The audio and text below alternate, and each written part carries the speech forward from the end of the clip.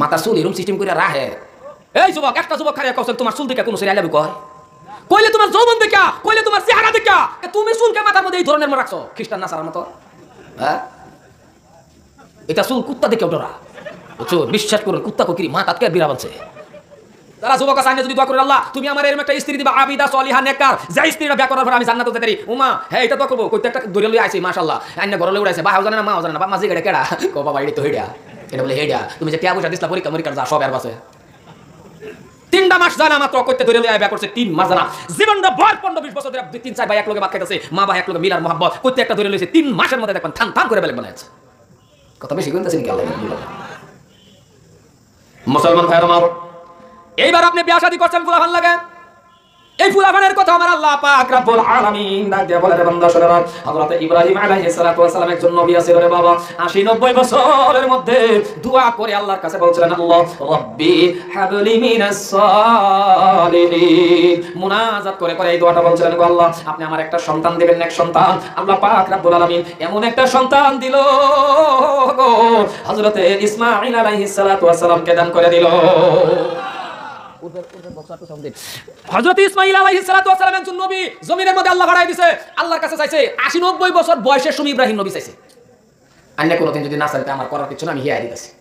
আন্না হোসেন আল্লাহ সেরা আনছেন না যায় বহুত, এবার দোয়া জানেন আল্লাহ আমার সেরা দাও।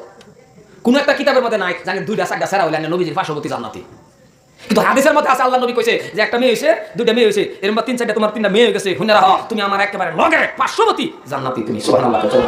আন্না অসুবিধা হইতাছে কি আমার কথা?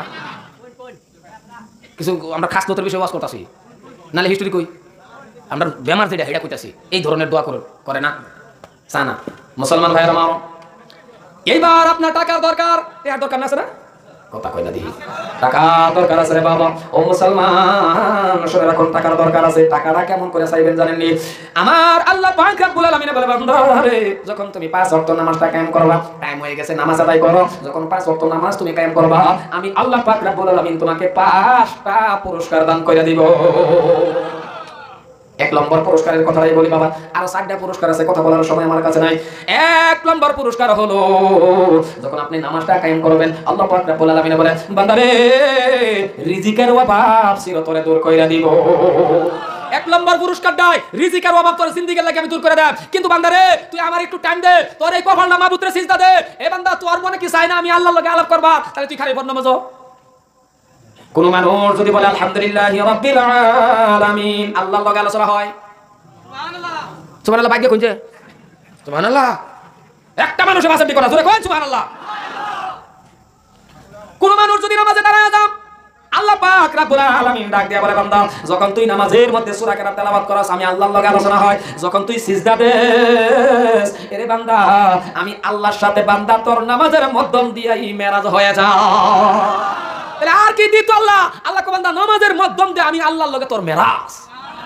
তখন আমরা রয় না কে যে আমরা যে হুজুর আমরা তো চাই আল্লাহ দেয় না কে, নিজেরে নিজে কুশল করুন না দেওয়ার কারণ আছে। আমরা মসজিদে মনব, কথা কয় মনব, মসজিদে ঢুকার লগে লগে আমরা দেখালে ধরে না, মিরি বেমার উড়ে না, 10-15 মিনিট ভিতরে থাকিয়ে দেখবেন খালি কোন সময় বাড়াইব, কোন সময় বাড়াইব, মসজিদে মনই পয় না তার। 1-2 মিনিট যদি ইমামে দেরি করে, ও মা গো দেখুন গরির দিকে চাইতে হয় আর ইমামের দিকে চাইতে হয়, ক্যা মসজিদে মনতে হয় না?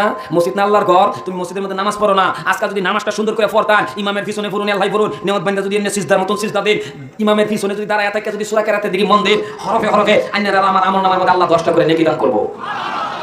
হরফে নেকি দিব কইতে সুবাহি মুক্তব করছুন না, আলহামদুলিল্লাহ সূরা জানুনি না, সূরা ফাতিহা জানুনি না, সূরা ইখলাস জানুনি না, কলা গাছের মতন খারে থাকে খালি। এই যে খারে হাজার হইছে মন নমাজ না কই হ্যাঁ ও কইতারে না।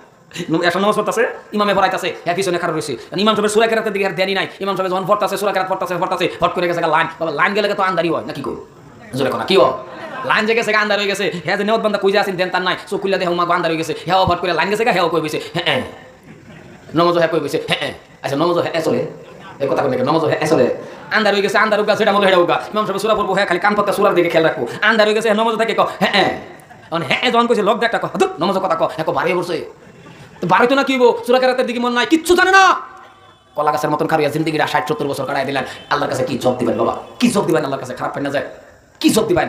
আর যদি সূরা কেরাত জানতাম তাহলে ইমাম সাহেব যখন কইতো আলহামদুলিল্লাহি রাব্বিল আলামিন, পিছনের মুক্তাদির ধ্যান আসবে, এখন ইমামে পড়বে আর রহমানির রহিম। ইমাম যখন পড়বে আর রহমানির রহিম, মুক্তাদির অটোমেটিক অন্তরের মধ্যে আসবে, এখন ইমামে পড়বে মালিকি ইয়াউমিদ্দিন। আইব না নাই? কথা কই না, আইব না নাই? এই জন্য আসে না রে বাবা, ধ্যান খেয়াল মনে মনে কেন আসে না গো? না আসার কারণটা হলো রে বাবা সূরা কেরাত জানি না রে বাবা। এই জন্য আমি কিন্তু আগেই বলছি আজকে লম্বা ওয়াজ করব না, কম সময়ের ভিতরে বক্তব্য শেষ করব। আমি আপনাদের একটা পরামর্শ দিয়ে যাই, আমার এই পরামর্শটা যদি মানেন, আমার এই পরামর্শটা যদি আপনারা মানেন, গ্রহণযোগ্য যদি হয়, তাহলে বাবারে আপনি একটা টিউশন রাখেন, আপনি টিউশনের মাধ্যম দিয়ে বাবা 10টা সূরা মুখস্থ করেন। এই 10টা সূরা মুখস্থ করেন, পাক আর নাফাকটা বাবা জানেন, হালাল হারামটা আপনি চিনে রাখুন। এমন অবস্থার মধ্যে যদি আপনি পাক আর নাফাকটা জানেন, হালাল আর হারাম যদি আপনি শিখে রাখুন, এতটুকু ইলম শিক্ষাও যদি আপনার জীবনে আপনি করতে পারেন, আপনিও পারবেন মসজিদের ইমামতি করার জন্য, আপনিও তো পারবেন। কিন্তু আজকে বাবা পারে না, হাই সেকেন্ডারি পাস করছে, এমএ পাস, বিএ পাস, এটাই আমার একটা দুঃখ, এটাই আমার যুবকের দিকে একটা দুঃখ। MA pass, high secondary pass, high ডিগ্রির অভাব নাই, আর বহু থাবা দেখো আমার ছেলে উকিল, কয় না? কথা বলে কয় না নাই? এর মতন গৌরব কি আর আছে? এটা তো একটা আনন্দের কথা, আমার ছেলে উকিল, কত আনন্দ। আমার ছেলে বিএ পাস, এটা কিন্তু বিরাট ভালো আনন্দ। কিন্তু আমার একটা দুঃখ হলো, একটা বিএ পাস ছেলে, একটা এমএ পাস ছেলে যদি সূরা ফাতিহা শুদ্ধ করে কইবার না, কইছেন এর মতন কপাল পুরা এমএ পাস আছে। যে হুজুর এটা কইলেন কিবা, আর এটা কইলেন কিবা, আমি জানা তো লইয়া গিয়া দেখছি, তো জানা তো আমি লইয়া গিয়া দেখছি, এমএ পাস হয়ে গেছে, মাস্টার আমার লগে গেছে, মাস্টার, স্কুলের মাস্টার। এই বেটার আমি লাইন ধরে জিগাইছি, কিন্তু বেটা হাইটা আমি পড়ছে না, করবেন কি? কালা আবু সালাম পা বুড়া বেড়ার মতন বেড়া জিগাইছি আমি, কোননি আমি জানি, আমি জানলে কোন নেবো, লাইনে পড়ছে। আলহামদুলিল্লাহি রাব্বিল আলামিন আর রহমানির রহিম মালিকি ইয়াউমিদ্দিন ইয়্যাকা না'বুদু ওয়া ইয়্যাকা নাস্তাঈন। ইয়্যাকা কো ডাবল কানাতে আছে, আমরা কো ডাবল কানা বলেছে, আমি কই হইয়া কানা আছে 40 দিন যাবো, কানার মধ্যে তো না। আজকে যদি একটা এমএ পাস যদি তুমি 10টা সূরা মুখস্থ করো, তুমি যদি আল্লাহর কালামুল্লাহ শরীফটা পড়তে পারো, আর যদি তুমি ফাকার না ফাক হালাল হারামটা চিন্না রাখো, ও এমএ পাস তুমি মসজিদের ইমামতিও করবা, কইবা জোরে কর সুবহানাল্লাহ। খালি যা মৌলানা হয়ে গেছে দিকে যে না, হাফিজ উনি লাগবানের মৌলানা, উনি লাগবানের মুফতি উনি লাগবো, কে কইছে? একজনে মৌলানা হইছে আলহামদুলিল্লাহ, একজনে হাফিজ হইছে আলহামদুলিল্লাহ, একজনে বাবা মুফতি সাহেব হইছে আলহামদুলিল্লাহ, একজনে এমএ পাস করছে, আল্লাহ কালাম জানে আলহামদুলিল্লাহ, ডাবল আলহামদুলিল্লাহ। এটা কি খারাপ কথা নাকি বাবা? বাবা